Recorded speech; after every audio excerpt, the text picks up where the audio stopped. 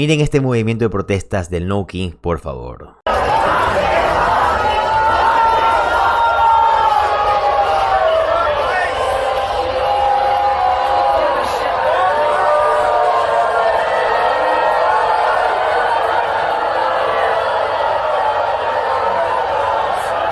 Esto fue el movimiento de protestas No King. Chicago ha sido el escenario de las protestas pacíficas más grandes de todo el país, ya que protestas 100% pacíficas han tenido lugar allí. Y ahora Donald Trump quiere invadirlas con el ejército de Estados Unidos. Tienen dos secciones en su plan para poder derrocar todo esto. La parte 1 es enviar al ICE, desplegar a todos estos agentes del ICE y atacar a toda la población. Esto va a hacer que la gente se enfade y obviamente comience a contraatacar de la misma forma, para luego poder entrar con el ejército. Esto vimos que pasó en Los Ángeles y lo quieren hacer para tener videos grabados de cómo las personas que estaban protestando pacíficamente ahora los están atacando, pero no quieren mostrar la parte en la que ellos atacan primero. Esto, como te digo, lo hicieron en Los Ángeles y hicieron creer a muchas personas que las protestas no eran pacíficas, sino que eran protestas de ataque, cuando no son así. Solo quiero mostrarte nuevamente, esta vez una vista aérea, de cómo se ven estas protestas pacíficas de No King. Esto es en Chicago y pasó en junio, así que presta atención por favor.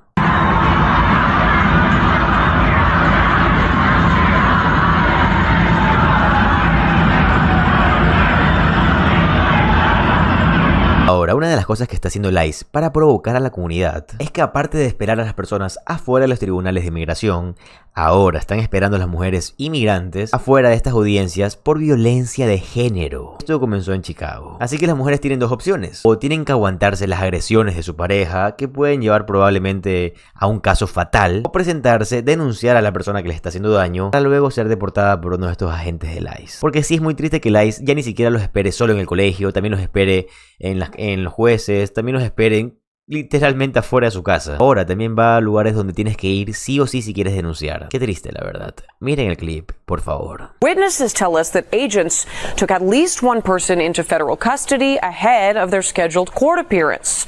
Our Sabrina Francis has been looking into that case. Sabrina, victim advocates are saying that this has people turning away from their scheduled appearances. Marie, it would appear that's already happening. We were standing in the lobby of this courthouse today, and while we were there, folks were asking for people who would otherwise be in court, whether they be defendants or plaintiffs in cases that were heard today. Those people were not there, and the reason given, they were too afraid to be there. The courthouse at 555 West Harrison opens at 8:30 each weekday. One woman, whose name we are withholding because of the nature of her case, was set to appear at 9 a.m. We're told she didn't make it there. She was arrested by Immigration and Customs Enforcement, according to this court document. Witnesses say they saw this man, who they believe to be a federal officer, assist in her arrest outside the courthouse about 15 minutes before her scheduled time to appear. A victim advocate asked why she was being arrested and told us an agent said, quote, "We're going to speak to her about her immigration status," before putting the woman in handcuffs. CBS News Chicago has learned the woman in this case was the accused abuser, arrested by the Chicago Police Department and charged with 2 misdemeanor counts of domestic battery. Court records say the charges were dropped today. Sounds like as soon as we got word, my advocates and a bunch of other advocates and legal aid attorneys came down and started passing out Know Your Rights information. Tessa Kuipers works as a victim advocate at the courthouse. She says she worries this will deter victims of domestic violence from reporting their abusers. Just making survivors unsafer, right? Obviously, survivors are going to know ICE was here. They're going to have hesitancy about seeking protections, about connecting with their advocate and orders of protection and criminal charges that might be a tool for safety for them. The CEO of the network advocating against domestic violence encouraged virtual hearings moving forward, adding in part, quote, "These actions will undermine survivors' trust in our legal system to be a resource for them and will discourage survivors from coming forward if they fear immigration will be at their next court hearing and take their loved ones." A continuación, quiero que veas esta entrevista realizada a la vicegobernadora de Illinois, que se llama Juliana Stratton. Dio un fuerte mensaje sobre las amenazas que la administración de Donald Trump ha presentado a Chicago. Mira el clip, por favor. Well, the latest that we know is that the ICE surge is going to begin perhaps as soon as today, and it's going to be exactly that. This is a manufactured crisis. Let's start with this surge. We're going into places like churches and schools, and as we just saw, courthouses, and stoking fear and knowing that people are going to react. And then when people do react, when they raise their voices, when they resist and protest, then the Trump administration is going to claim, well, now we have to come in and restore order.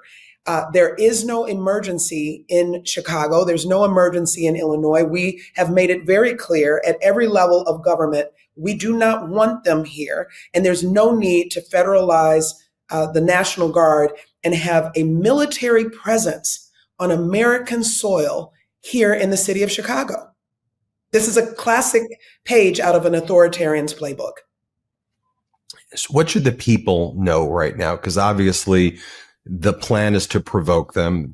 I live in Los Angeles, so there was a very small area in downtown, a few city blocks where there were some arrests that were taking place. And there was some actions by people that objectively you can say should not have taken place. Overwhelmingly 98% peaceful, but the whole the whole situation was in the smallest city block area. And the Trump regime used that as a pretext to say the entire city is burning down and we need to invade. And then they use that as the So how do we avoid that situation in a city like Chicago? Well, the same thing. I mean, we have made it very clear, the governor and I have both made it very clear that we know that people will want to raise their voices. They should do so peacefully. They should express the power of their voices as the way to push back. And it should be done so peacefully, because we know that the goal is that they want us to take the bait. They want people to take the bait so that they can justify their authoritarian actions. And so we have told everyone, we know that this is going to want you. Seeing people snatched off the streets by masked agents who don't have any markings on their uniforms, being stuffed into unmarked vans, it's going to provoke people wanting to raise their voices and protest. People are going to be upset. Any good, decent human being would be heartbroken by what we're seeing and what we expect to see. But we need people to express themselves peacefully, because any form of violence or that type of, intensifying those efforts could really lead to the most vulnerable and the people that we are really trying to protect being harmed. And we can't let that happen. So we have to be focused. Don't take the bait. If you're going to lift your voices, and I believe that everyone should, and use their First Amendment, exercise their First Amendment rights, but do so peacefully, because we are not going to take the bait and let them think that they can justify what they're trying to do. You've devoted your life to addressing criminal justice, the criminal justice system, and systemic root causes of crime, how to stop it, proactive measures, community engagement, building trust in communities. There is a lot that is required there in order to bring down the root causes of crime, in addition to just heavy-handed policing, which in some cases is needed, but there is a need for community involvement and building that trust. And it seems that one of the things this Trump regime has been doing is removing the types of funding and programs and economic opportunities. We saw the horrible jobs report coming out on Friday. And when those things start to happen, we know, just like during the first Trump administration, you start to see homicide rates creep up and crime creeps up. And that, to me, is an untold story, that he's bringing in the military, but he's also creating the circumstances to allow for crime to rise after years and years and a career of dealing with it and trying to find, how do we systemically address. Bringing in the military is not a solution at all, yet alone a systemic solution to a systemic crisis. Absolutely. I mean, I think about the fact that I have personally been impacted by gun violence. My family has been impacted. And I've talked to so many people. I live on the south side of Chicago, and I've talked to so many people about what they need in a moment like this. What do people need to heal their communities? What do they need to feel safe? And I can tell you unequivocally to all of the experts that I've spoken to, and I'm including as experts people who have been directly impacted, survivors. No one, and I mean absolutely no one, has said what we want is an armed military roaming the streets of our communities. That is not what makes people feel safer. What makes people feel safer are the exact things that Donald Trump is stripping away. Access to health care, including mental health care.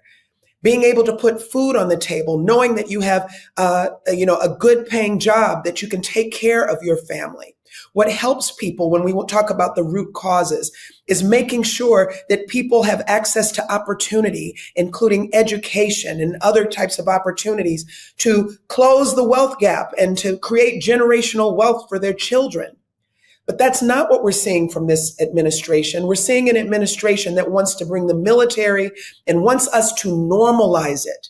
And that's the thing. I mean, I'm constantly just amazed at the number of questions like, might this do some good? No, it will not do good. It will not do good for us to normalize a military presence on American soil. What could do some good is Donald Trump releasing the $800 million in violence prevention funding that he has slashed for states like Illinois.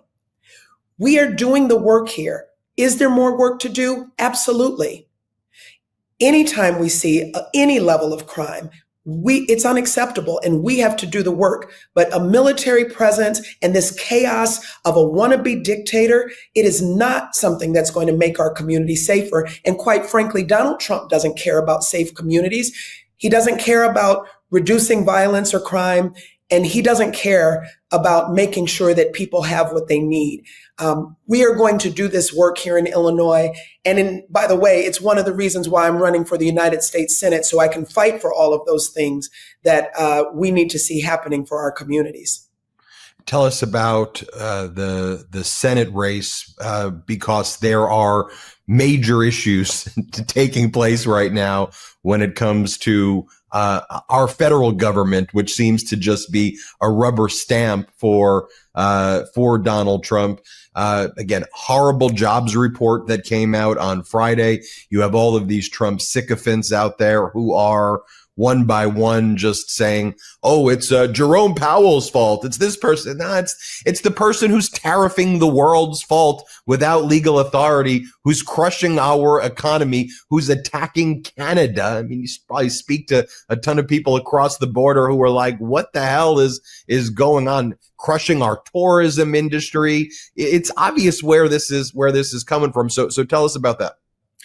Well, right. I mean, I'm traveling the state and I'm talking to people every single day across the state of Illinois about what they're looking for in this particular moment. And even though there are so many policy issues to choose from, too many to choose from, what I hear more than anything else is that people are looking for someone who will stand up and fight for them and who will push back against this chaos that we're seeing coming out of Washington, D.C. in the Trump administration. People want to know that someone is going to fight against what's happening. I mean, you talk about the instability, you mentioned the tariffs. There is so much instability in our country right now. We do not have the kind of leadership that people deserve to bring stability either to our economy, to our business community, but to everyday working families. People who are just trying to make ends meet, make sure that they have affordable housing, make sure that they can put food on the table and can get to a doctor when they need to see a doctor. Those are the things that people are looking for someone to fight for. And they don't want people who are just going to go along to get along or the same old, same old. They want new voices, fresh ideas. And that's the kind of leadership that I'll bring. It's not just about fighting against Donald Trump, although I'm ready to do that. It's also about making sure that we fight for the people. And that's what has to be centered. Donald Trump said that he was going to do these things. He hasn't.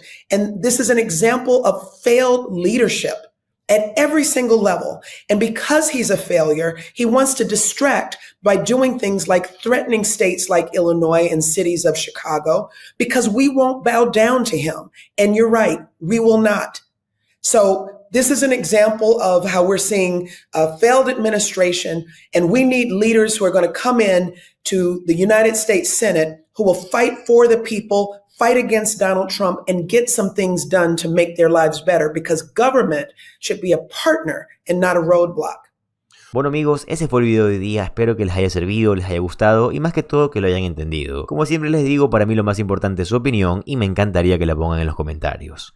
Además, si les gusta el contenido de política estadounidense, les va a encantar suscribirse al canal ya que subo videos todos los días.